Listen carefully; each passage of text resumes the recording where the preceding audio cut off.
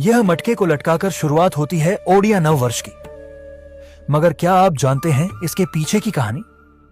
हम बात कर रहे हैं महाविषुव संक्रांति की। ओडिया नव वर्ष या पणा संक्रांति, जिसे ओडिशा में हनुमान जयंती के रूप में भी मनाया जाता है, और यह तब मनाया जाता है जब सूर्य मेष राशि में प्रवेश करते हैं।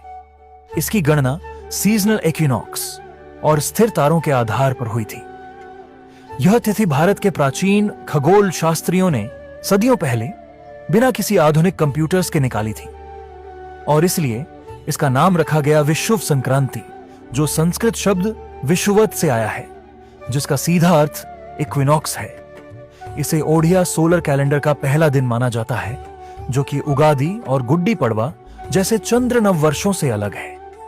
और इसी दिन नया ओडिया पंजिका निकलता है, जिसमें दर्ज होते हैं आने वाले पूरे साल की खगोलीय स्थितियां।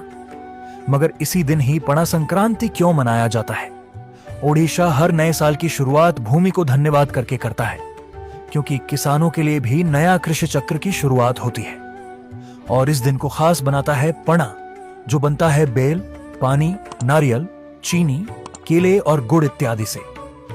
और इसी दिन से गर्मी के दिनों की शुरुआत होती है, और यह मिश्रण शरीर को अंदर से ठंडा करता है।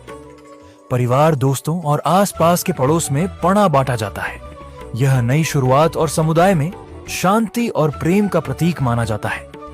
इसे ओडिशा में जलदान के रूप में देखा जाता है, और हर घर के चौरा में दिखती है कुछ खास। एक वसुंधरा ठेकी, एक साधारण मिट्टी का मटका जिसके नीचे एक छोटी सी सुराख बनी होती है, और उसमें डाली जाती है दूर्वा घास की एक पतली सी डंडी। फिर इस मटके को तुलसी के पौधे के ठीक ऊपर लटका दिया जाता है और भरा जाता है पानी और पणा के मिश्रण से, ताकि इस तपती धूप में तुलसी के पौधे को ठंडक मिलती रहे। यह वसुंधरा ठेकी प्रकृति की तरफ हमारे ग्रेटिट्यूड और आदर को दिखाता है। पेड़ पौधे जो साल भर हमें सहारा देते हैं, इस भयंकर गर्मी में इस पर्व के माध्यम से उन्हें ठंडक पहुंचाकर आप अपना कर्तव्य जरूर निभाएं।